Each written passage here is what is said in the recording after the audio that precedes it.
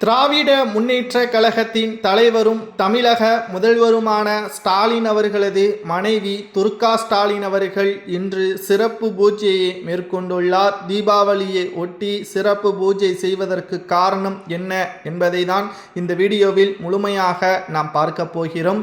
2026 சட்டசபை தேர்தல் நடைபெறுவதற்கு இன்னும் 7 மாதங்கள் தான் இருக்கிறது.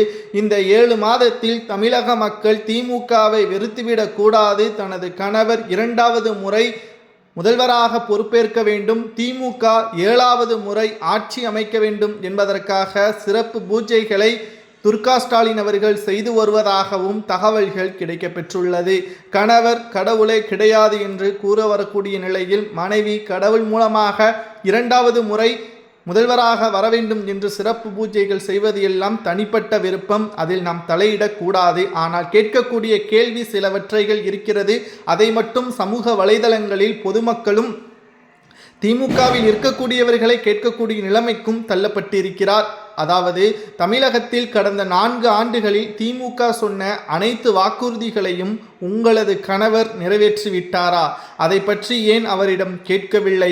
மக்களுக்கு நல்லது செய்தால் அப்படிப்பட்ட தலைவரை ஒருபோதும் தமிழக மக்கள் விட்டு கொடுக்க மாட்டார்கள். ஆனால் திமுகவை பொறுத்தளவிற்கு செய்கின்ற அனைத்து திட்டங்களிலும் பெருமளவில் ஊழல், மற்றபடி அனைத்து விவகாரங்களிலும் திராவிட முன்னேற்ற கழகத்தின் செயல்பாடுகள் தோய்வில்தான் முடிகிறது. 2026 சட்டசபை தேர்தல் என்பது திமுகவிற்கு நேரெதிராக இருக்கக்கூடிய அதிமுக மெகா கூட்டணியை அமைப்பதற்கான பேச்சுவார்த்தைகளும் அதில் மும்முரமாகவும் இறங்கியுள்ளது.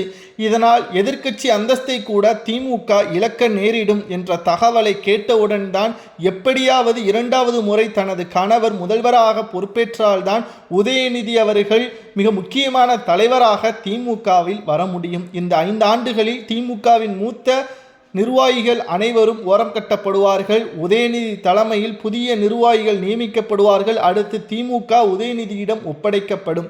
இதுதான் கோபாலபுர குடும்பத்தின் எண்ணம். ஆனால் அதற்கு இந்த தேர்தலில் திமுக வெற்றியடைய வேண்டும். அதற்கு தடையாக இருப்பது அதிமுகவின் மெகா கூட்டணி அமைக்கக்கூடிய திட்டம்தான்.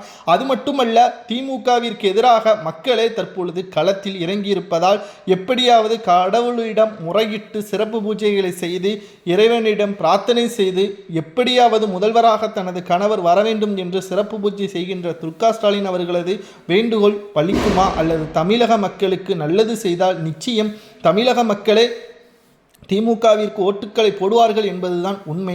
இதை பற்றி ஏன் துர்கா ஸ்டாலின் அவர்கள் அவரது கணவரிடம் கூறவில்லை என்பதுதான் தற்பொழுது சமூக வலைதளங்களில் முன்வைக்கக்கூடிய கேள்வியாக அமைந்துள்ளது.